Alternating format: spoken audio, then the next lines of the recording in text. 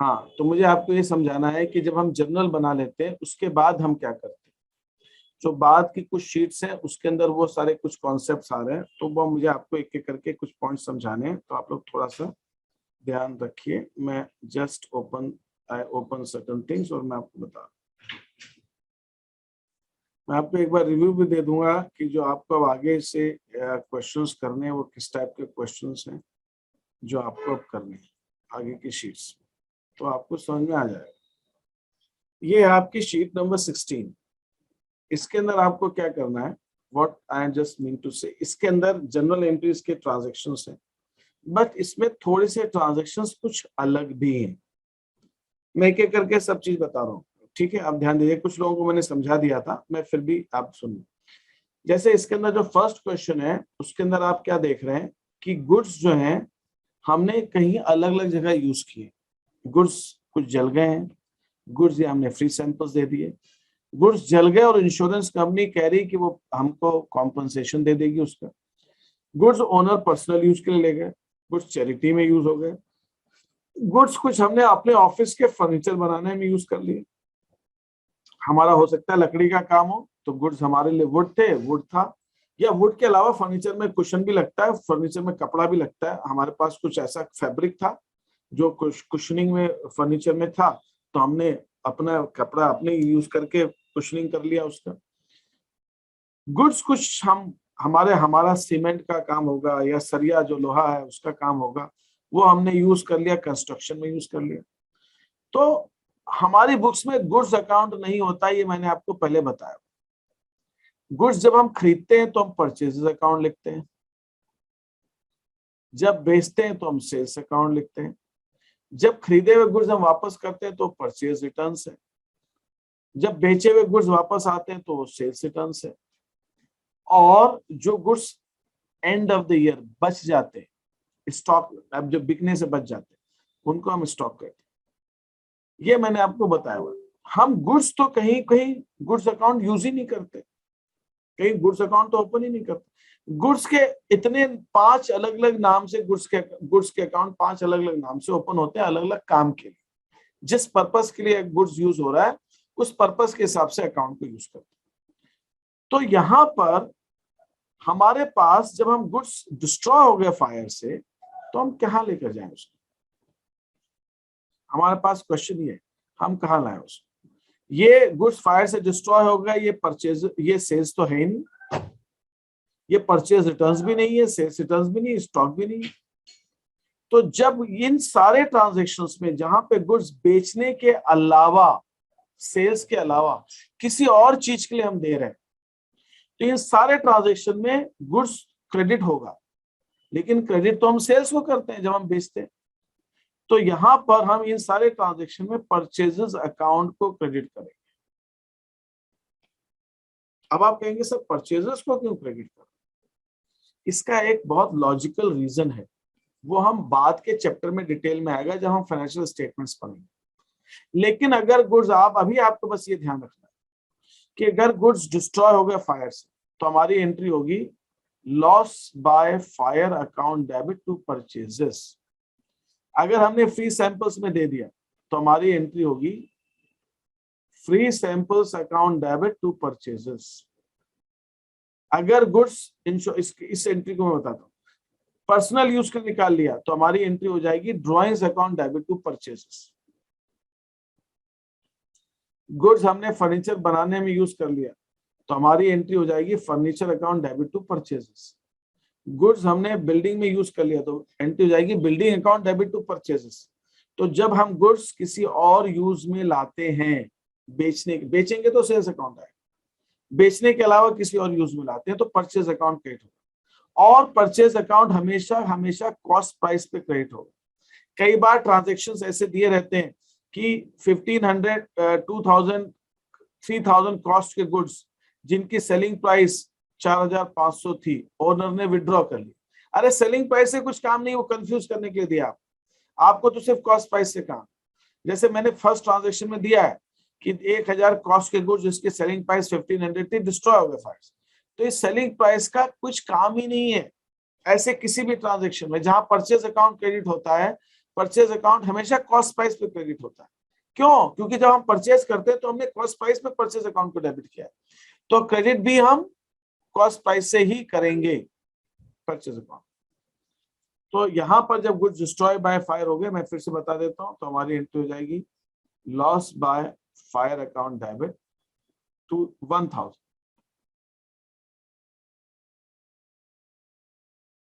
To purchases 1000 free samples बांटे, तो free samples या advertising expenses account debit to purchases कितने के? 2000। अब ये क्या है? लॉस बाय फायर, गुड्स तो जल गए 3000 के, इंश्योरेंस कंपनी करी 2000 रुपए हमसे ले लेना, इंश्योरेंस कंपनी ने दिए हम तो ले, अभी एडमिट किया है क्लेम, या एडमिट किया है क्लेम मतलब इंश्योरेंस कंपनी ने दिए नहीं पैसे, वो कह रही है दे देगी। तो यहाँ पे हमारी जो एंट्री होती है, तो गुड्स कितने के गए? 3000। तो परचेज अकाउंट तो क्रेडिट होगा 3000 से, क्योंकि गुड्स जो गए 3000। परचेज अकाउंट हमेशा किस अमाउंट से क्रेडिट होता है? जितने के गुड्स हमारे जाते हैं। इंश्योरेंस कंपनी 2000 रुपए देने को तैयार है, तो इंश्योरेंस कंपनी हमारी डेटर बन गई, 2000 रुपए हमें इंश्योरेंस कंपनी से ले, इंश्योरेंस कंपनी हमारी डेटर है, उससे हमें लेने पैसे 2000, और 1000 रुपए वो देने ही नहीं रही, तो वो हमारा लॉस हो गया। तो हमारा लॉस हो गया loss by fire debit 1000, insurance company 2000 to purchases. हमारी एंट्री बनेगी इस केस में। किसी को कोई यहाँ पे डाउट है, कोई क्वेश्चन हो तो पूछिए। No sir. और मुझे इन टाइप के क्वेश्चन से सब्सिडरी बुक्स में एक डाउट है। हाँ बोलो sir, in types of question में अपन परचेज अकाउंट को क्रेडिट करते हैं, तो वो अपन परचेजेस बुक में रिकॉर्ड क्यों नहीं करते? अपन हमेशा जनरल प्रॉपर में क्यों करते हैं? उसके लिए तुमको आज की रिकॉर्डिंग देखनी पड़ेगी माही। अभी जो मैंने सब्सिडी बुक्स की लेजर पोस्टिंग अभी समझाई थी, अभी जस्ट अभी क्लास, उसके अंदर क्या होता है, जो परचेज बुक का जो टोटल होता है वो परचेज अकाउंट के डेबिट में ही जाता है, नहीं तो हमारी एंट्री मैच नहीं करेगी। Okay sir. क्योंकि परचेज बुक का जो टोटल है परचेज अकाउंट के डेबिट में जाएगा, और जितनी पार्टीज हैं वो क्रेडिट में जाएंगी, तब जाके हमारी डेबिट क्रेडिट मैच करेगी। तो जब क्रेडिट वाला हम लिखते नहीं है, तो बाय डिफॉल्ट परचेजेस बुक का total by default purchase account के डेबिट में जाता है, बाय डिफॉल्ट वो वहीं जाएगा। और जहां पे परचेज अकाउंट क्रेडिट होता है, वहां पे हम ऐसे ट्रांजैक्शन को जनरल प्रॉपर में लिखते हैं। सर एक और बात पूछनी थी। हाँ कि यहाँ पे जो सेकंड वाले ट्रांजैक्शन में फ्री सैंपल्स दिए, तो ये भी एक तरीके से एक्सपेंस हो गया ना? हाँ वही तो, इसीलिए तो फ्री सैंपल्स को डेबिट कर रहे हैं। मैंने एंट्री इसकी बताई, free samples debit to purchases. Yes sir. और यहाँ फ्री सैंपल्स लिख दो या एडवर्टाइजिंग एक्सपेंसेस भी लिख दो, उसमें एक ही बात।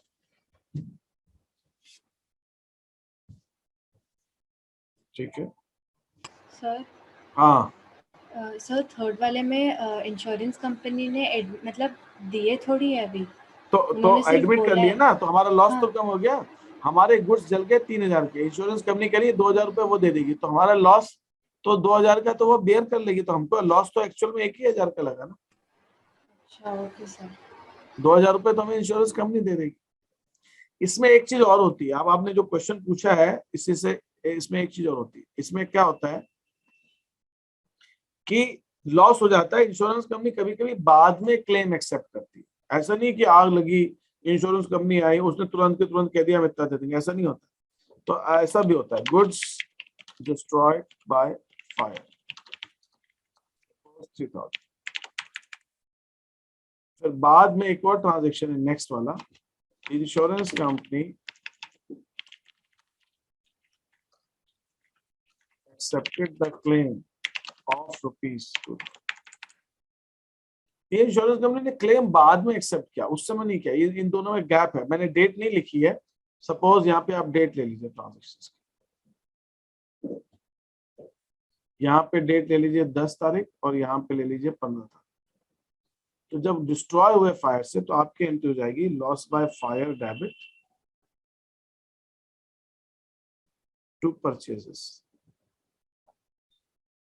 कितना? 3000।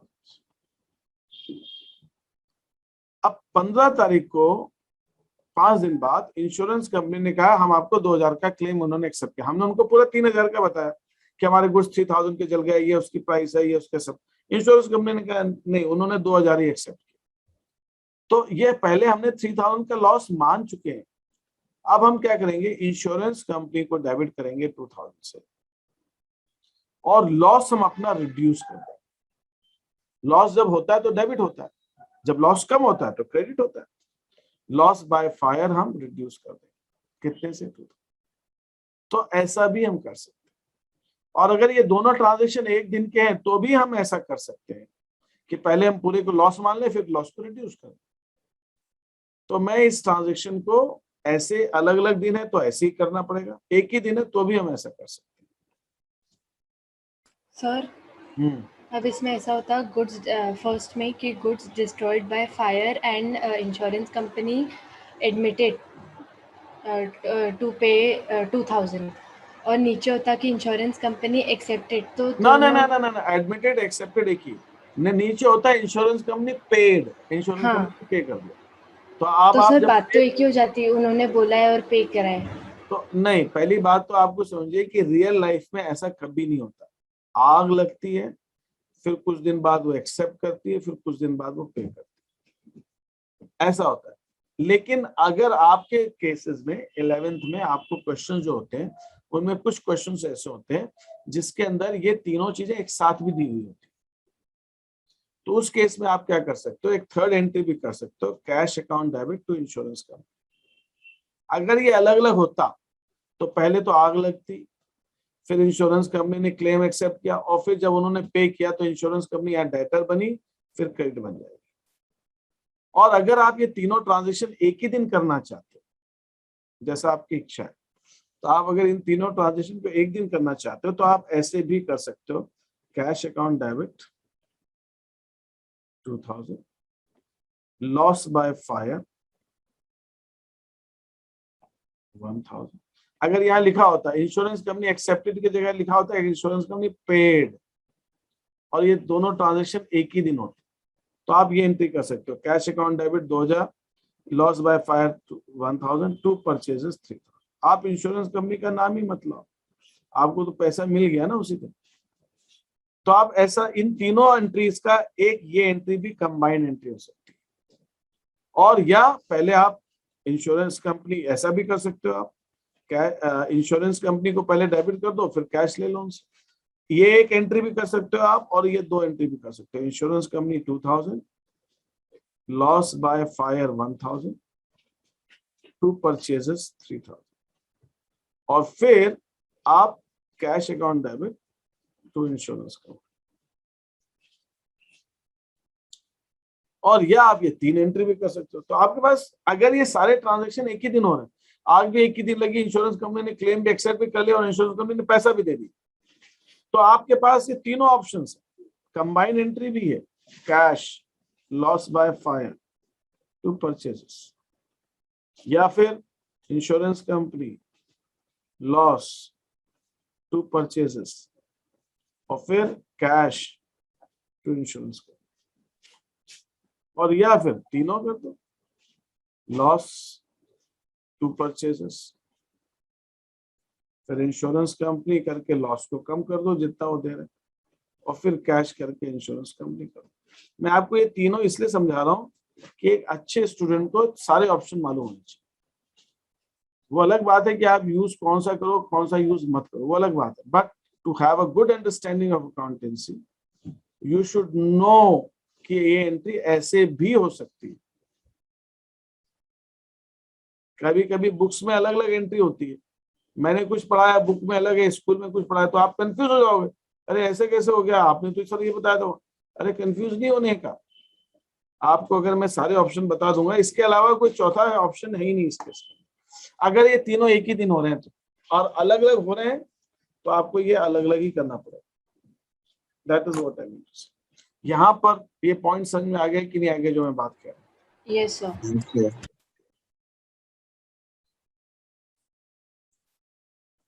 तो ये आपकी शीट है 16, इसको आप करेंगे एंड इसके अंदर जो भी चीजें वो आप करते रहिए। थोड़ा सा अलग है शीट, इसमें कुछ क्वेश्चंस मैंने थोड़े अलग भी दिए, तो वो आप कर लीजिए। तो ये 16, हाँ 16।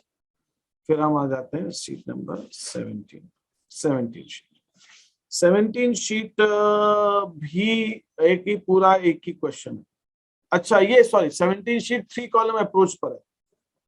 ये 3 कॉलम अप्रोच पर है 17 शीट।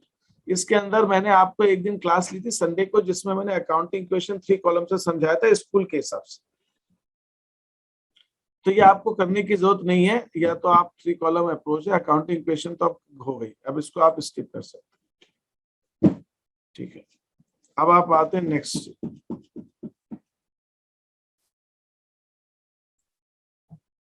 That is 18 sheet. हाँ 18 शीट। सर 17 शीट नहीं करनी है? नहीं, वो तो अकाउंटिंग क्वेश्चन की है, वो तो हो गया अब अकाउंटिंग क्वेश्चन। अब Okay, 18 शीट ऐसी है, इसके अंदर मैंने कुछ जानबूझ के ऐसे ट्रांजैक्शन दिए जो थोड़े से कंफ्यूज करते हैं। आपको क्या करना है, इसके अंदर आपको ट्रांजैक्शंस लिखने। रेंट ड्यू, इसकी एंट्री होती है rent account debit to rent outstanding. Salary due 10,000, इसकी एंट्री होती है सैलरीज अकाउंट डेबिट।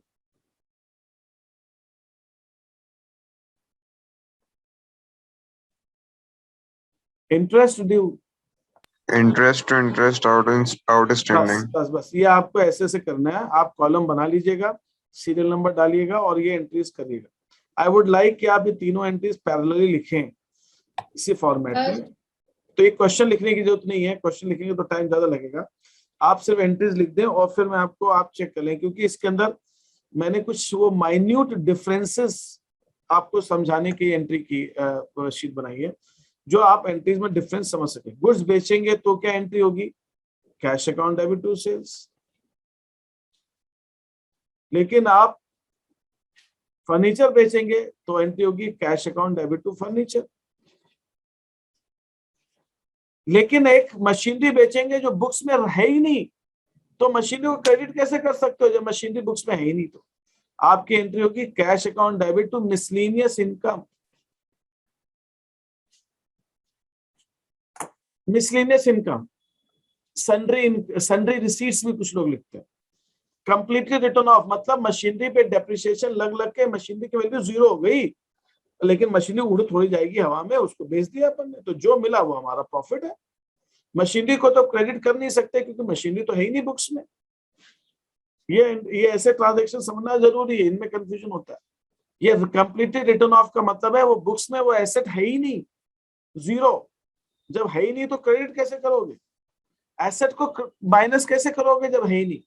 माइनस करने से एसेट तो माइनस में चली जाएगी। एसेट माइनस में कैसे हो सकती है या नहीं? माइनस में तो नहीं हो सकती ना। एसेट है, बेची तो माइनस कर दो, जब है ही नहीं तो थोड़ी उसको तो अकाउंट को दूसरा यूज करना पड़ेगा। ऐसे 3 ट्रांजैक्शन है आपकी बुक में, मैं बताता हूँ। आप बहुत अच्छे आज आप सुन रहे हैं। मैं आपको ऐसे 3 ट्रांजैक्शन है आपकी बुक आपके कोर्स में जो आते हैं, मैं आपको बताता हूँ। वो तीनों ट्रांजैक्शन में ऐसा होता है कि वो अकाउंट तो बंद हो गया, अब तो नया अकाउंट खोलना पड़ेगा बेचते समय, क्योंकि वो अकाउंट है ही नहीं। जैसे ये भी मैंने दिया फर्नीचर लिखा है मैंने, कुछ भी हो सकता है, फर्नीचर मशीन कुछ भी हो सकता है। Completely written of, sold out और ₹12,000 तो ज्यादा ही हो गया, जब बुक्स में है ही नहीं तो ₹2,000। ऐसा एक और ट्रांजेक्शन, रद्दी बेचते ना घरों में, न्यूज़पेपर की रद्दी इकट्ठा हो गई, तो जब न्यूज़पेपर खरीदते हैं तो एसेट थोड़ी दिखाते हैं, वो तो खर्चे में डाल देते हैं, न्यूज़पेपर एक्सपेंसेस। अब इकट्ठा हो गई 2-3 महीने 4 महीने की जो भी है, साल भर की, बेच दी इकट्ठे, तो इसको कहते हैं ओल्ड न्यूज़पेपर्स। और सर इसको जब बेचते तो ये मिसलेनियस उसमें आ जाती है। मिसलेनियस, हाँ मिसलेनियस, क्योंकि अब न्यूज़पेपर को तो क्रेडिट कर ही नहीं सकते, क्यों? तो खर्चे में डाल दिया, वो तो है ही नहीं हमारे पास, वो तो है ही नहीं। न्यूज़पेपर अकाउंट थोड़ी है, न्यूज़पेपर अकाउंट तो बंद हो गया। और एक तीसरा ट्रांजैक्शन है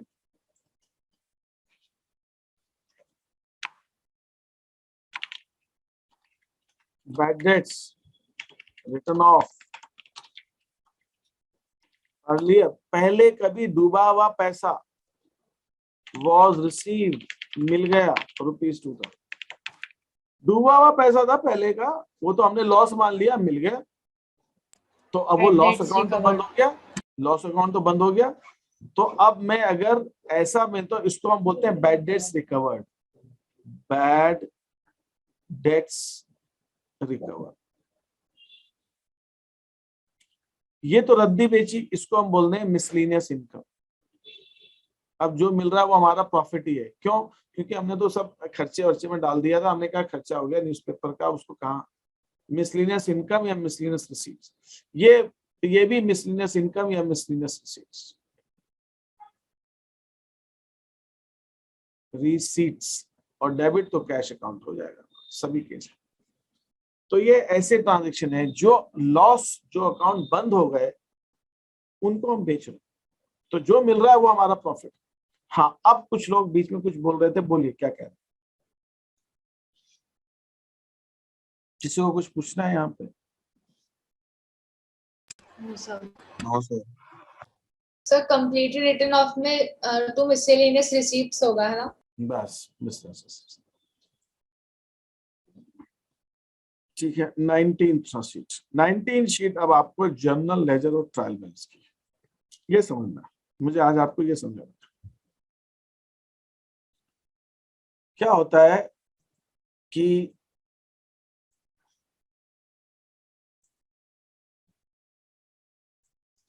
मैंने आपको ये बताया हुआ है कि सबसे पहले हम ट्रांजैक्शंस को जर्नल में लिखते हैं,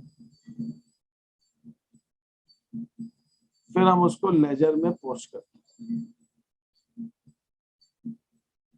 लेजर में पोस्ट करते हैं। लेजर में पोस्ट करने का मतलब क्या होता है? ये जर्नल एक बुक है, लेजर एक दूसरी बुक है। जर्नल को हम सब्सिडरी बुक बोलते हैं। मैंने आपको पहले बताया था, जब अकाउंटिंग सिस्टम डेवलप हुआ तो सबसे पहले हमने अकाउंटिंग इक्वेशन करी थी, फिर हमने टी अकाउंट्स बनाए, क्योंकि अकाउंटिंग इक्वेशन में बड़ी दिक्कत थी। फिर टी अकाउंट्स बनाने के बाद हमें लगा इसमें भी दिक्कत आ रही है टी अकाउंट में, तो हमने कहा कि नहीं, इसको पहले हम डायरी में लिखेंगे, जिसमें जर्नल में लिखेंगे, जिससे कि टी अकाउंट में गलती नहीं। तो हमारा सिस्टम ऐसे बना। तो जब हम बन गया सिस्टम, जब हम फॉलो करते हैं तो पहले जर्नल में लिखते हैं, फिर टी अकाउंट्स में। टी अकाउंट मतलब लेजर। तो पहले हम ट्रांजेक्शन को जर्नल में लिखते हैं और फिर टी अकाउंट लेजर में लिखते हैं। तो लेजर जो होती है वो प्रिंसिपल बुक है। प्रिंसिपल मतलब मेन बुक है, और इसमें गलती नहीं हो इसलिए हम जर्नल बनाते हैं। तो इसलिए जर्नल को सब्सिडरी बुक कहा जाता है। सब्सिडरी माने सपोर्टिंग। मेन तो हमारे लिए लेजर है। टी अकाउंट सबसे ज्यादा जरूरी होते हैं। किससे कितना पैसा लेना है, किसको कितना देना है, तो टी अकाउंट से मालूम पड़ेगा। टोटल साल भर में कितनी सैलरी दी, कितना रेंट दिया, टी अकाउंट से मालूम पड़ेगा। इसमें गलतियां नहीं हो इसलिए हम लेजर जर्नल बनाते हैं। इसलिए जर्नल को सब्सिडरी बोला जाता है, सपोर्टिंग। मेन तो लेजर। और चूंकि जर्नल में हम सबसे पहले एंट्री करते हैं, इसलिए जर्नल का नाम book of prime entry, prime माने पहली एंट्री, या बुक ऑफ फर्स्ट एंट्री भी कहते हैं। बुक ऑफ प्राइम एंट्री या बुक ऑफ फर्स्ट एंट्री। इससे हम लेजर में लिखते हैं, तो इसको हम बुक ऑफ सेकेंडरी एंट्री भी कहते हैं। लेकिन अगर आपसे पूछा जाए दोनों में इंपॉर्टेंट कौन सी है, इंपॉर्टेंट दोनों है, लेकिन ज्यादा इंपॉर्टेंट अगर है तो लेजर। सारा काम लेजर से होता है, प्रॉफिट लॉस लेजर से निकलता है ना। हमारे सारे वो जरूरी सब्सिडरी बुक है, इसीलिए नाम ही सब्सिडरी। सारे अकाउंटेंट्स ने उसका नाम ही सब्सिडरी बुक रख दिया जर्नल का, इसका और इसको नाम दिया प्रिंसिपल बुक, मेन। ठीक है, तो ये इसके नाम। अब हम समझते हैं जर्नल लेजर में कैसे होता है। सपोज हमारा जर्नल है और हमारी एंट्री है cash account debit to capital. तो लेजर के अंदर एक हम कैश अकाउंट बनाते हैं।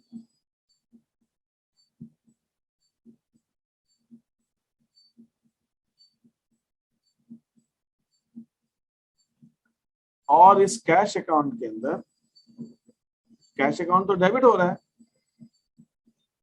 ये इसका जो फॉर्मेट है लेजर अकाउंट का, ये लेजर अकाउंट मैंने बताया हुआ है क्या आपको?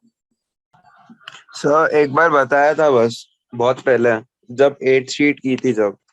टी अकाउंट के साथ है। हाँ सर, लेजर अकाउंट का जो फॉर्मेट होता है वो ऐसा होता 8 कॉलम्स होते हैं सर। है, इसके अंदर 8 कॉलम्स होते हैं और ये बीच का centre, left hand side debit side, right hand side credit side. तो 4 कॉलम डेबिट साइड पे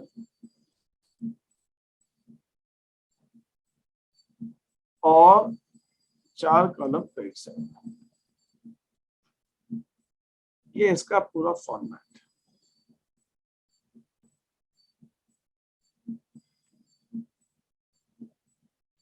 डेट,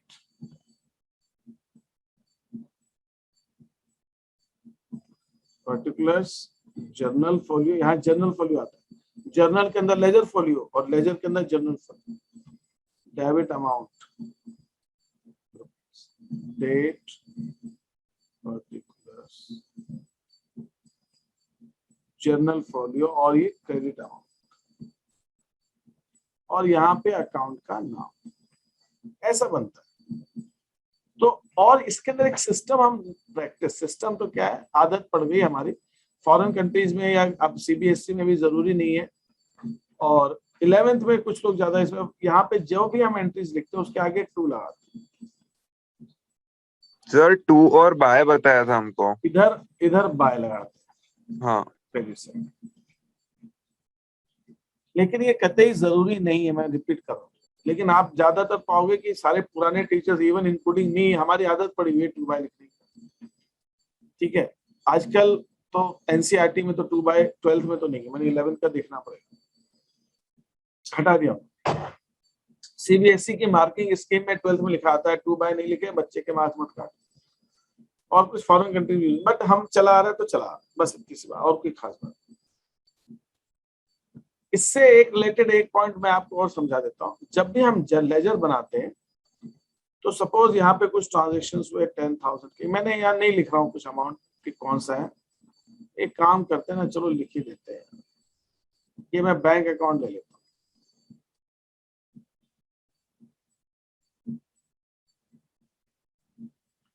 तो cash account, bank account debit to capital, suppose amount बढ़ा देते हैं 40,000। फिर हमने bank account debit to sales हुआ, suppose 8,000। Bank account debit to excess loan हुआ 12,000। Bank account debit to sales फिर सपोज 10,000। इधर क्रेडिट में by purchases, purchase account debit to bank. अब इसका मतलब purchase account debit to bank कितने के, 20,000। बाय मशीनरी 15,000, तो कितना हो गया ये 2035। बाय सैलरीज 6,000 और बाय टेलीफोन एक्सपेंसेस। तो यहां पर आप क्या देख रहे हो लेजर के अंदर, लेजर में लिखते कैसे अभी मैं बताऊं। ये लेजर अकाउंट ऐसा, लेजर की खास बात क्या होती है, लेजर के अंदर ये डेबिट साइड है, डेबिट साइड का टोटल अगर मैं निकालूं 40, 50, 60,000, और क्रेडिट साइड का जब मैं टोटल निकालता हूं तो ये 30, 45,000। तो डेबिट साइड ज्यादा है, डेबिट साइड ज्यादा है। तो कभी भी लेजर अकाउंट को ऐसे हम नहीं छोड़ते एंट्री करते, हमेशा लेजर अकाउंट को एंड ऑफ द मंथ हम बैलेंस करते हैं। उसको बैलेंस करना, बैलेंस करने का मतलब है तराजू होता है ना, बैलेंस, दोनों साइड इक्वल करना, तो इसको इक्वल कर देते हैं। इक्वल कैसे करते हैं, इक्वल करने का तरीका ये होता है कि डेबिट साइड का टोटल ज्यादा है, कितने से ज्यादा है 60 और इधर 45, 15,000 से ज्यादा है। तो मैं यहाँ पे क्रेडिट साइड में बैलेंस कैरी डाउन अगर मैं 15,000 लिख देता हूं तो मेरा लेफ्ट हैंड साइड भी 60 है, तो मेरा right hand side credit side भी 60 हो जाएगा। तो ये जो बैलेंस, इसको मैंने शॉर्ट में लिखा है बैलेंस कैरी डाउन, इसको मैं अगर पूरा लिखता हूं तो यह बैलेंस कैरी डाउन। तो मैं आपको पहले तो ये बता दूं बैलेंस होता क्या। बैलेंस जो होता है ये होता है डिफरेंस इसमें between debit side and credit side. Debit side और क्रेडिट साइड का डिफरेंस। और अगर ये जैसे इस बैंक अकाउंट के अंदर डेबिट साइड का टोटल ज्यादा है तो बैलेंस हमने किधर लिखा, क्रेडिट साइड लिखा। डेबिट साइड का टोटल ज्यादा है, क्रेडिट साइड लिखा और इक्वल कर दिया उसको। तो मैंने आपसे ये कहा था कि अकाउंट्स के अंदर पॉजिटिविटी ही पॉजिटिविटी भरी हुई। एक छोटी लाइन है, बड़ी लाइन है, मुझे दोनों को बराबर करना है तो मैं छोटी लाइन को बड़ी कर देता हूँ। मैं बड़ी लाइन को मिटा नहीं रहा हूँ, छोटी लाइन को बड़ी कर रहा हूँ जिससे दोनों बराबर हो जाए। तो मैंने क्या किया, जो साइड शॉर्ट थी उधर डिफरेंस लिख दिया जिससे कि दोनों साइड बराबर हो जाए, दोनों साइड इक्वल। तो ये जो बैलेंस है इसका नाम होता है। नाम क्या होता है? ये बैलेंस या तो डेबिट बैलेंस कहलाता है या फिर क्रेडिट बैलेंस कहलाता है। बहुत इंपॉर्टेंट कॉन्सेप्ट मैं बता रहा हूं आपको। आज कई बच्चे नहीं आए लेकिन अब मैं क्या करूं, मैं चेक करूंगा, देखता हूं, मुझे वो आना चाहिए। डेबिट बैलेंस कहलाता है, क्रेडिट बैलेंस कहलाता है। डेबिट बैलेंस का मतलब क्या होता है? ये बैंक अकाउंट का डेबिट बैलेंस। क्यों है डेबिट बैलेंस? क्योंकि डेबिट साइड ज्यादा थी। अगर डेबिट साइड का total, debit total is greater than credit total, तो जो डिफरेंस है वो डिफरेंस हमारा डेबिट बैलेंस कहलाएगा। और अगर हमारा क्रेडिट टोटल डेबिट टोटल से ज्यादा है, अगर हमारा क्रेडिट का टोटल डेबिट के टोटल से ज्यादा है, तो जो डिफरेंस है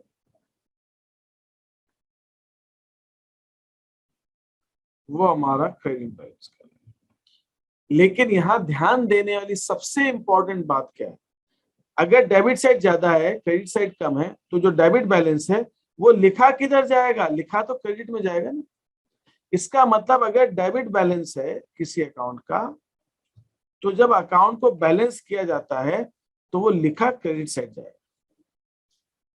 और इसी ढंग से थोड़ी देर के लिए मैं बैंक का क्रेडिट बैलेंस कर देता हूं। मान लीजिए क्रेडिट बैलेंस कैसे कर देता हूं, सपोज सर हाँ sir debit balance credit side पे लिखा जाएगा। हाँ, क्योंकि दोनों साइड मुझे इक्वल करनी है ना। डेबिट बैलेंस कैसे आया? क्योंकि डेबिट साइड ज्यादा है तो जो डिफरेंस है वो डेबिट बैलेंस कहलाएगा। लेकिन मुझे इक्वल करना है तो इक्वल करने के लिए उसको लिखना तो क्रेडिट साइड पड़ेगा, तभी तो दोनों साइड इक्वल होगी। अच्छा हाँ सर, फिर ठीक है।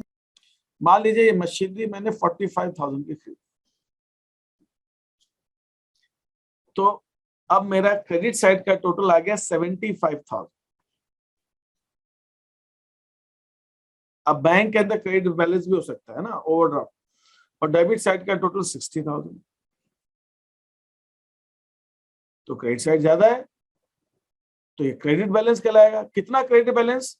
15,000, क्योंकि क्रेडिट साइड 15,000 से ज्यादा है। लेकिन इधर मैं डेबिट में लिखूंगा उसको, टू बैलेंस क्रेडिट नाउ 15,000 इधर लिखूंगा, तब जाके मेरा अकाउंट इक्वल बनेगा।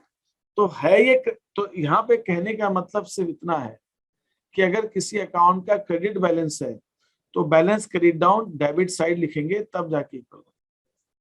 और अगर डेबिट बैलेंस है तो balance credit down credit side. लेकिन ये जो बैलेंस है सिर्फ यहाँ नहीं रहेगा, ये बैलेंस नीचे उतर के भी आएगा। सपोज ये 31 जनवरी है तो ये 21, तो ये बैलेंस यहाँ पे 1 फरवरी को उतर के आएगा। तो मैं यहाँ पे क्रेडिट डाउन जो है मैं यहाँ पे लिख दूंगा बाय बैलेंस ब्रॉट डाउन 15,000। तो क्रेडिट बैलेंस जब ब्रॉट डाउन होगा तो क्रेडिट साइड में ही आएगा, लेकिन जब क्रेडिट डाउन होगा तो वो ऑपोजिट साइड लिखा जाएगा, डेबिट साइड लिखा जाएगा। इसी ढंग से डेबिट बैलेंस जो क्रेडिट साइड में लिखा था पहले मैंने, वो जब ब्रॉट डाउन करेंगे तो यहाँ पे लिखा था मैंने बैलेंस क्रेडिट डाउन, जब ब्रॉट डाउन करेंगे तो डेबिट साइड लिखेंगे। तो अकाउंट की एक खास बात होती है कि बैलेंस क्रेडिट डाउन अगर मैं इधर लिख रहा हूं, इसका मतलब इस अकाउंट का डेबिट बैलेंस है, लेकिन ये बैलेंस जब लिखा जाएगा, ओपनिंग हो जाएगा, तो ये वापस से डेबिट साइड आएगा, ये डेबिट साइड। इसी ढंग से क्रेडिट बैलेंस के साथ होता है। यहाँ पर किसी को कोई क्वेश्चंस हो तो क्वेश्चंस आप पूछ सकते हैं मेरे से। सर मुझे बीटी का समझ नहीं आया। क्या होता है कि जब हम बैलेंस निकालते हैं ना, तो बैलेंस हम मंथ के एंड में निकालते हैं। मान लो 31 जनवरी को मैंने बैलेंस निकाला, तो ये बैलेंस है। लेकिन जब मेरा 1 फरवरी से बिजनेस दोबारा मैं करूंगा, तो मैं उसको बैलेंस ब्रॉट डाउन बोलूंगा कि 1 फरवरी को मेरे पास इतना बैलेंस था, अब मैं वहां से स्टार्ट करूंगा। तो जो क्रेडिट डाउन है वो वापस से ब्रॉट डाउन तो होगा। भाई अगर मैं कह रहा हूं कि मेरे बैंक के अंदर, मैंने अभी ये बैंक अकाउंट बनाया, मैं कह रहा हूं मेरे बैंक के अंदर क्रेडिट बैलेंस है 15,000 रुपए, तो क्रेडिट बैलेंस है तो ये बैलेंस आगे कैरी फॉरवर्ड होता है, हम इसको नेक्स्ट डेट पे लेकर जाते हैं। ये यहाँ क्रेडिट डाउन है तो ये नेक्स्ट डेट पे यहाँ पे ब्रॉट डाउन है। तो ये अभी आएगा धीरे धीरे समझ में, जो हर अकाउंट को हम बैलेंस करते हैं, और बैलेंस करके जो उसका डेबिट बैलेंस है, क्रेडिट बैलेंस निकालते हैं, और फिर हम उस बैलेंस को आगे कैरी फॉरवर्ड करते हैं।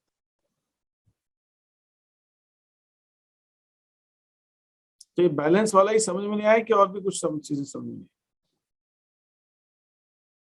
नहीं सर, बाकी चीजें तो आ गई। तो मैं आपसे ये कह रहा था कि जर्नल बनाने के बाद हम जर्नल का लेजर में पोस्टिंग करते हैं। तो कैश अकाउंट अगर जर्नल में डेबिट हुआ है, तो लेजर के अंदर कैश अकाउंट के डेबिट में टू कैपिटल करके हम लिखेंगे, और अगर कैश अकाउंट क्रेडिट हुआ है तो हम उसको क्रेडिट करेंगे। ठीक है, ये मैंने आज आपको थोड़ा सा दिया है। इस चीज को हमें डिस्कशन को आगे कंटिन्यू करना पड़ेगा। इसके अंदर मैंने आपको 19th ऑनवर्ड शीट से मुझे आपको बताना है आगे से। ठीक है, अभी तक मैंने जो आपको चीजें बताई, इसमें किसी को कोई डाउट या कंफ्यूजन आ रहा है तो पूछिए। No sir. आदित्य, तुम्हारे लिए थोड़ा सा आगे का टॉपिक हो गया होगा, बट नहीं सर, आ गया समझ में। अच्छा ठीक है, ठीक। एनीथिंग एल्स इसके अंदर?